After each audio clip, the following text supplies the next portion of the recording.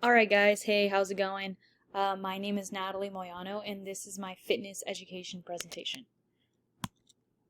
So, my client was a 30-year-old female who's had about maybe 5 or so years worth of experience in resistance training.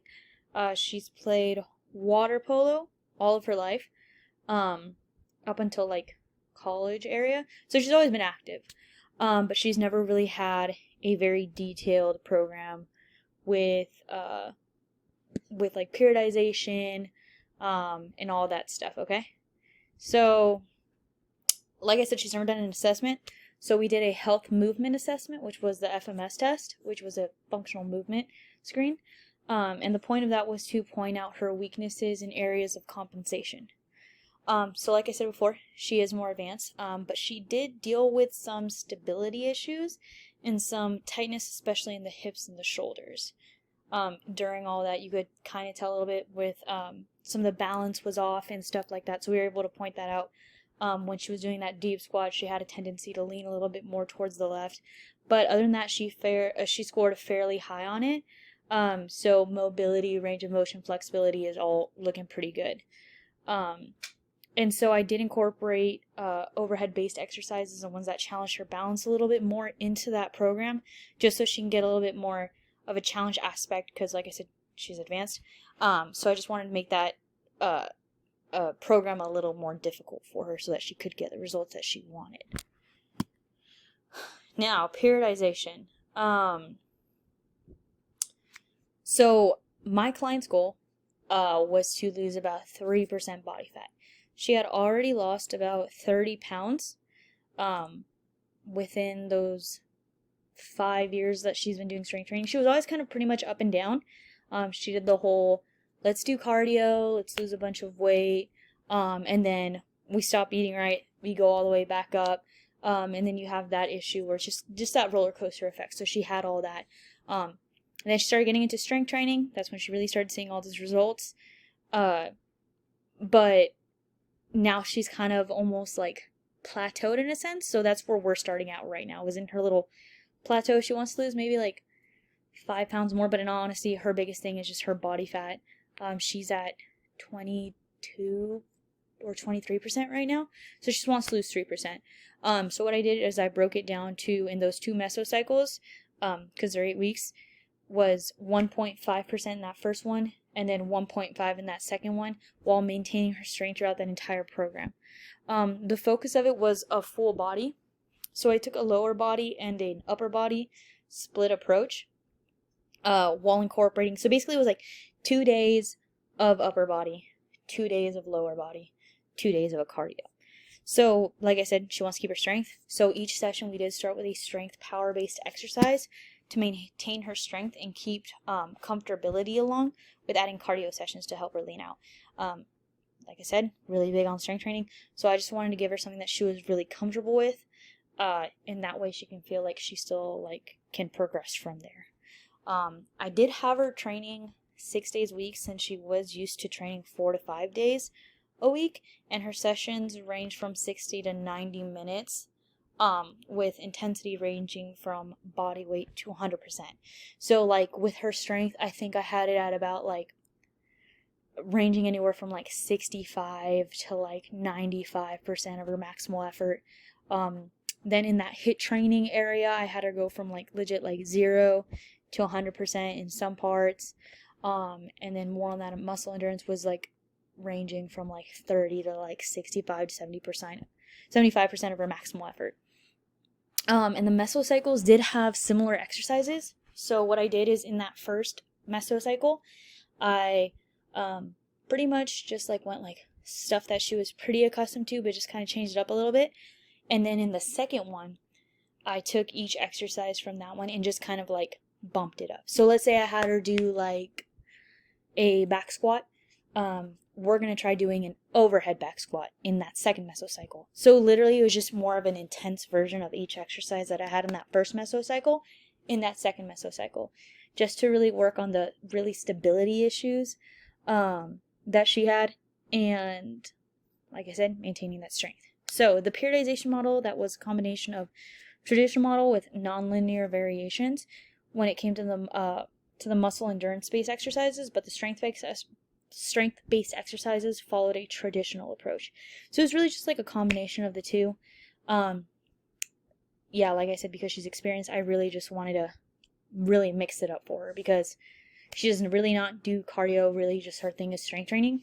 So that's why I wanted to throw that into the mix with like a HIIT style training. So let's say it would go like lower body one day, then upper body. Then we do a HIIT session. Then same thing, lower, upper, HIIT. So that's how we did like the 6 days a week. But unfortunately in like the 5th week or so, my client was doing the lateral step-ups that I had on the program, and she did happen to fall off the box, and she sprained her ankle. So the results for that could have been a little bit altered, because she did get injured, but other than that, she was able to do a majority of it. Now, the exercise techniques. So my client, her thing with the single arm dumbbell rows is she had a tendency to really do like excessive tension like right up here in that like trap area, so she couldn't really like isolate that lat. So that's where in this video that I placed in here is really just correcting that. And the same thing with that good morning. When she would try to get up a little higher in weight with that good morning, she had a tendency to kind of feel pressure in that lower back. So it was more just like hips were coming a little tight, core wasn't really stabilizing as much as it should. So same thing in those videos, you're going to see that correction on that. And like I said, I do know that for that compound movement, obviously it has to be same muscle group area. Like I said, because of her foot, I was going to have her do the split squat that she struggled with a little bit, but because of that foot, we couldn't show that. So that's why we chose the good morning. The other two exercises that I have in there, like I think it was like a lat pull down and a single leg step up. It was just more of like a little bit of like an excessive lean in those. Like I think for lat pull down, she just had a tendency to like lean back a little bit too much. So we just fixed those. But the two main ones that she really wanted to fix were that single arm dumbbell row along with that good morning. This is Kelsey. Today we're going to be doing whoops. So application. How can what I learned in this course be applied towards my future career plans?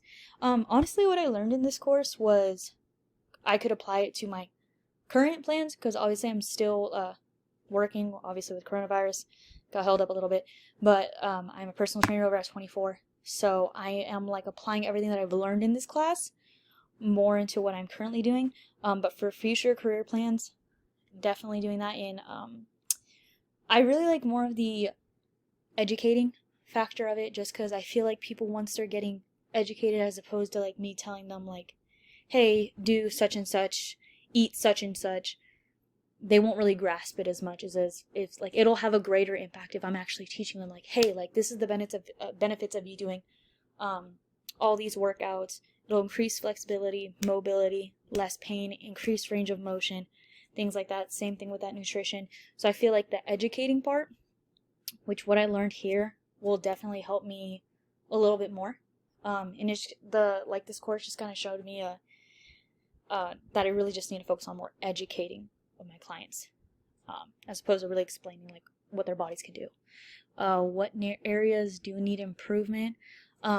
So right here I put like there can be improvement with the assessment aspect, and really finding out what is the deep root of the mechanical issues and using anatomical vocabulary to describe it.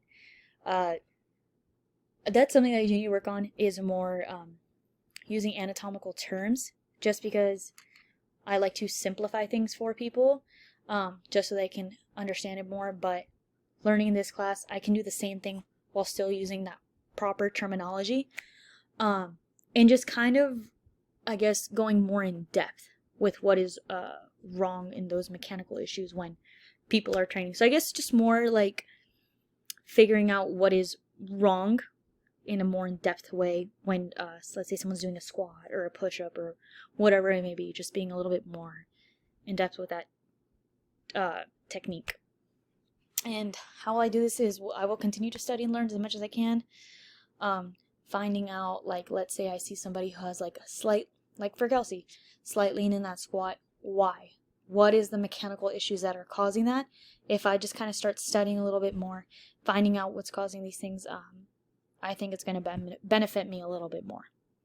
Okay, so for faith integration, basically, how can someone in a corporate wellness adult fitness position demonstrate Christ-likeness? I chose 3 Bible verses that I thought kind of covered that part of it. Was Corinthians 16:19-20 was, don't you realize that your body is the temple of the Holy Spirit who lives in you and was given to you by God? You do not belong to yourself, for God bought you with a high price, so you must honor God with your body. To me, Corinthians, that's I think like one of the most famous Bible verses relating to health and fitness and everything, was that God brought us on this earth, gave us these incredible bodies that are able to do so much. And so it's literally only our duty to be able to treat them with the utmost respect when it comes to making sure we're putting good food into our bodies so that they can continue to power and move on throughout the days, keeping us healthy and all that, along with exercise that we're becoming nice and strong. So that's how I feel like we should be honoring God with our bodies, and how we can kind of show that as a practitioner in the health industry.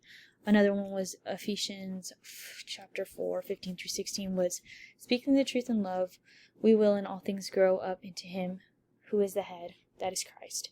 From him the whole body, joined and held together by supporting ligament, grows and builds itself up in love as each part does its work. So similar to what I had just said, really comes down to just us loving our bodies, loving everything that we're capable of, really reaching our full potential.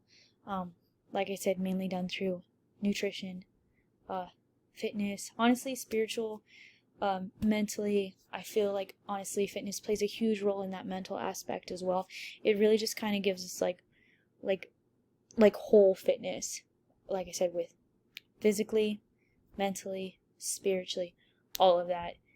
We can really integrate that as practitioners. And the last one being, all hard work brings a profit, but mere talk leads only to poverty. To me, this I feel like is more of just like a lead by example.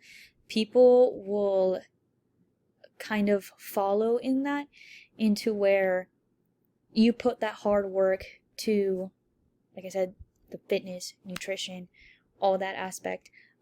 It will kind of follow, as opposed to just simply don't talk about it, be about it. So that's kind of how I feel like we can really integrate faith in there, is just really doing all those things. So that right there, that concludes my presentation. Thank you so much for listening, and yeah, thanks again. I really enjoyed this course.